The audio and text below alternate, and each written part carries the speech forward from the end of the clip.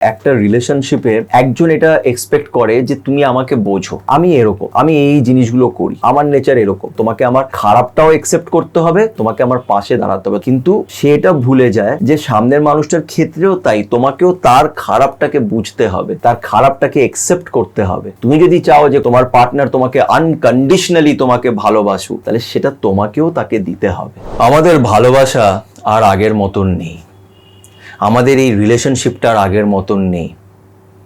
আগে আমাদের রিলেশনশিপে একটা স্পার্ক ছিল, একটা খুশি ছিল, একে অপরের সাথে দেখা করার, একে অপরের সাথে সময় কাটানোর একটা এক্সাইটমেন্ট ছিল। এখন সেই সব জিনিসগুলো মিসিং। তার মানে কি আমরা একে অপরকে আর ভালোবাসি না? তার মানে কি এই রিলেশনশিপটা এবার শেষের দিকে, এবার আমাদের ব্রেকআপ হয়ে যাবে? কি করলে আমরা আবার একে অপরকে ফিরে পাবো, সে আগের মতন সব কিছু হবে? এই বিষয় নিয়ে তোমরা অনেকজনই আমার সাথে ডিসকাশন করেছো। আর আমি জানি যে একটা রিলেশনশিপে যখন প্রবলেমস হয় তখন তার চেয়ে বেশি পেইনফুল আর কিছুই নয়। কেন কি একই বাইরে এই সমাজে যখন আমরা বেরোই, কাজ করি, তখন আমাদের লাইফে অনেক স্ট্রেস থাকে, অনেক স্ট্রাগল করতে হয়। বাড়িতে এসেও যে মানুষটাকে আমি ভালোবাসি তার সাথেও যদি আমাকে স্ট্রাগল করতে হয়, তাহলে এটা খুব প্রবলেমেটিক হয়ে যায়, খুব পেইনফুল হয়ে যায়। তাই আজকে এই বিষয় নিয়ে কিছু জিনিস তোমাদের সাথে চর্চা করব। আশা করছি এই ভিডিওটি একটু হলেও তোমাদের কাজে লাগবে। তো ভিডিওটাকে এন্ড অবধি দেখো। আরও একটা ছোট্ট রিকোয়েস্ট করব, যারা যারা এখন পর্যন্ত আমার চ্যানেল সাথে সুমন্তকে সাবস্ক্রাইব করোনি, তারা প্লিজ একটু আমার চ্যানেলটাকে সাবস্ক্রাইব করে দিও, এতে আমি অনেক মোটিভেশন পাবো। তো চলো আর সময় নষ্ট না করে আজকের এই ইম্পর্টেন্ট ভিডিওটা শুরু করা যাক। একটা কথা কি জানো তো, আমরা ভালোবাসাটাকে না খুব সহজ মনে করি। আমি সবসময় বলি যে আই লাভ ইউ বলাটা খুব সহজ। একটা মানুষ আমার ভালো লাগলো, তাকে আমি আই লাভ ইউ বলে দিলাম। কিন্তু আসল চ্যালেঞ্জটা এটার পরেই শুরু হয়। এই পৃথিবীতে কোনো এরকম ভালোবাসা নেই যেখানে রিলেশনশিপটা একদম এক রকম চলছে। মানে প্রথমে যে ওই এক্সাইটমেন্ট, ওই ভালোবাসাটা যে থাকে প্রথম সেটা সারা জীবন এক রকম চলেই যাচ্ছে, সব কিছু ভালো হচ্ছে, সব কিছু হাসি খুশি হচ্ছে, এরকম কোনো রিলেশনশিপ নেই। যেখানে ক্লোজনেস থাকবে ওখানে ঝগড়া হবেই। আজকে কয়েকটা জিনিস তোমাদের সাথে আমি শেয়ার করব। আর তার মানে এটা নয় যে আমি খুব ভালো রিলেশনশিপে, না। আমি নিজের জীবনে অনেকগুলি ভুল করেছি, আর মাঝে মাঝে ভাবি যে যদি ওটা না করতাম, যদি একটু নিজের ইগোটাকে সাইডে রাখতাম, যদি একটু বুঝে নিতাম যে ঠিক আছে, ইটস ওকে, ও আমাকে ভালোবাসে, ঠিক আছে, যদি আরেকটু চেষ্টা করতাম, যদি আরেকটু এফর্ট দিতাম, এই জিনিসগুলো, এই ভুলগুলো আমি করেছি। তাই এখন ভাবি যে কিছু জিনিস ঠিক করাই যেত। কেন কি ভালোবাসা তো সবাই পায় না, তাই না? দেখো, একটা রিলেশনশিপের ক্ষেত্রে না যেটা আমি মনে করি সেটা হচ্ছে যে দেখো, আমরা আজকাল না সোশ্যাল মিডিয়াতে অনেক পোস্ট দেখি যে ছেলে মেয়ে একে অপরের হাত ধরে বসে আছে, অনেক সুন্দর সুন্দর কথার পোস্ট লেখা থাকে যে সাথে বসে দুটো মনের কথা শেয়ার করলাম, একে অপরকে একটু হাগ দিলাম। দেখো, এইসব পোস্টগুলো কি বলতো, এইগুলো দেখে না আমরা রিলেশনশিপকে অনেক ফ্যান্টাসাইজ করি যে ভালোবাসা মানে এরকম হবে, একে অপরের হাত ধরে সবসময় থাকবো, একে অপরকে জড়িয়ে ধরে থাকবো। নিশ্চয়ই এই জিনিসগুলো খুবই ইম্পর্টেন্ট, কিন্তু এগুলো সবসময় একরকম থাকবে না, এগুলো রোজ হবে না। কেন হবে না? তার কারণ হচ্ছে যে আমরা দুজনেই বুঝে নিতে হবে যে দুজনেই কিন্তু একটা ডিফারেন্ট পার্সোনালিটি, আমাদের ডিফারেন্ট আপব্রিঙ্গিংস আছে, আমরা আলাদা আলাদা বড় হয়েছি, আমাদের নিজস্ব কিছু চিন্তা ভাবনা আছে, নিজস্ব অভিজ্ঞতা আছে, নিজস্ব লাইফ আছে, নিজের ইন্ডিভিজুয়ালিজম আছে। আর যখনই দুটো মানুষ দুটো আলাদা আলাদা ব্যাকগ্রাউন্ড থেকে, দুটো আলাদা আপব্রিঙ্গিংস, আলাদা পার্সোনালিটি যখন এক হয়, তখন ঝামেলা হবে, ঝগড়া হবে। একটা ব্যাপার কি বলতো, মানে যখন আমরা একটা রিলেশনশিপে যাই, প্রথম যখন যাই, তখন সেই রিলেশনশিপে আমাদের কাছে অনেক কিছু জানার থাকে, একে অপরকে জানার জন্য অনেক কিছু থাকে। আচ্ছা, তুমি এরকম ভালোবাসো, তোমার এটা ভাল লাগে, আচ্ছা তুমি এটা করো, আমি তো এটা করি, আমার ছোটবেলায় এটা হয়েছিল, এইটা ওইটা সেটা, আমরা অনেক কিছু একে অপরকে নিজের ব্যাপারে বলি, একে অপরের ব্যাপারে জানতে পারি, অনেক কিছু থাকে আমাদের কাছে কথা বলার। তাই প্রথম প্রথম এক্সাইটমেন্টটা অনেক বেশি থাকে, বাট এটা একটা ন্যাচারাল ব্যাপার যে আস্তে আস্তে যখন আমরা একে অপরকে অনেকটাই জেনে যাব, আমাদের কাছে খুব বেশি কিছু থাকবে না চর্চা করার জন্যে। তখনই মনে হয় যে এক্সাইটমেন্টটা কমে গেছে বা হয়তো আমাকে ভালোবাসে না, এটা না। ভালোবাসা মানে এটা নয় যে ভালোবাসা সবসময় একরকমভাবেই চলবে।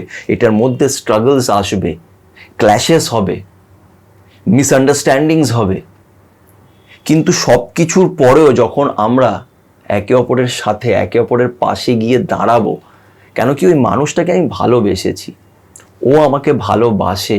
আর ভালোবাসা এত সহজে পাওয়া যায় না, সবাই পায় না। তোমার আশেপাশে কত মানুষ এরকম যারা ভালোবাসা খুঁজছে, যারা সিঙ্গেল, যাদের কাছে কেউ নেই, তাই না? তো তুমি যদি ভালোবাসা পেয়ে থাকো তাহলে বুঝে নিও যে সেই ভালোবাসার জার্নিটা কখনোই সহজ হবে না।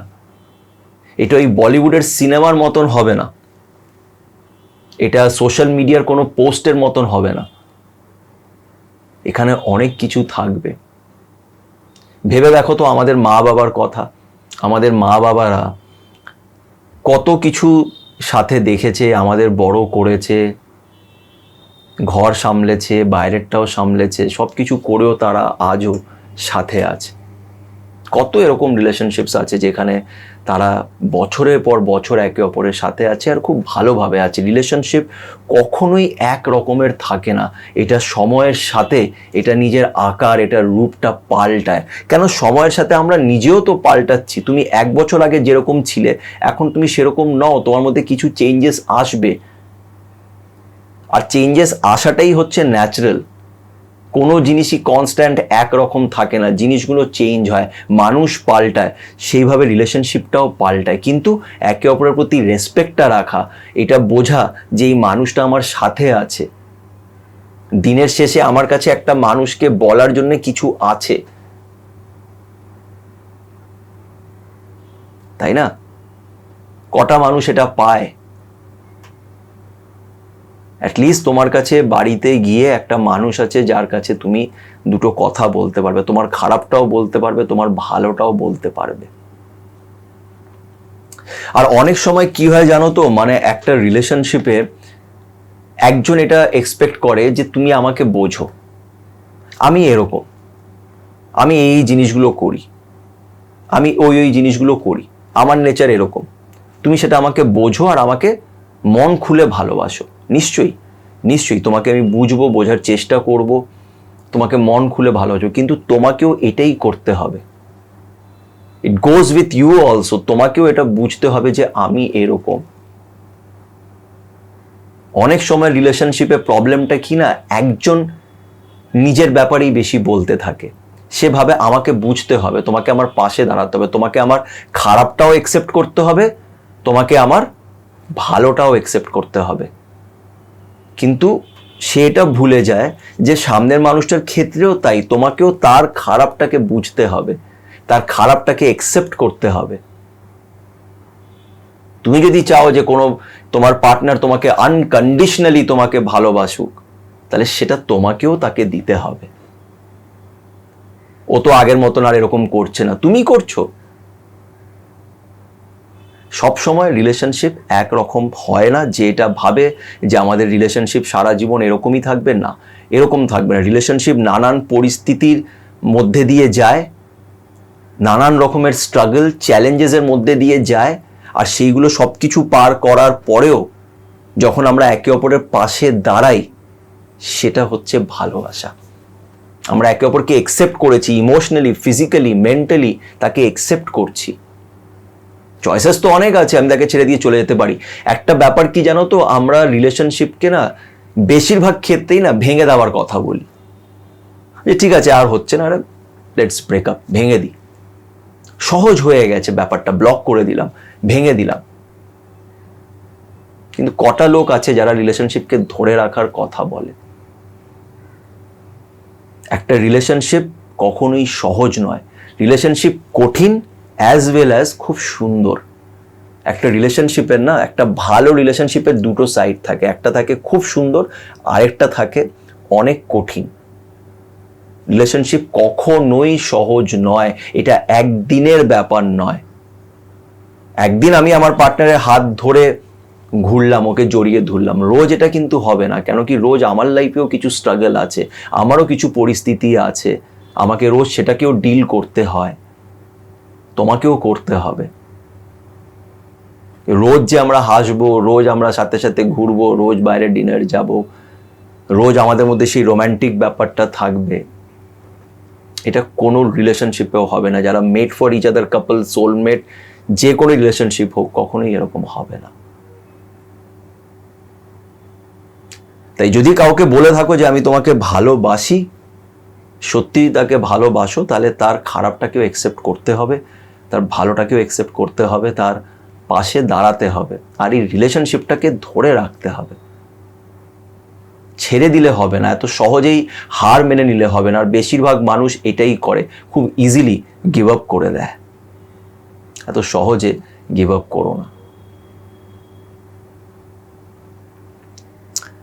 আশা করছি নিজের কথাগুলো বোঝাতে পেরেছি। যেই কথাগুলো তোমাদের আমি বলছি সেইগুলো আমি নিজেকেও বোঝাই। আর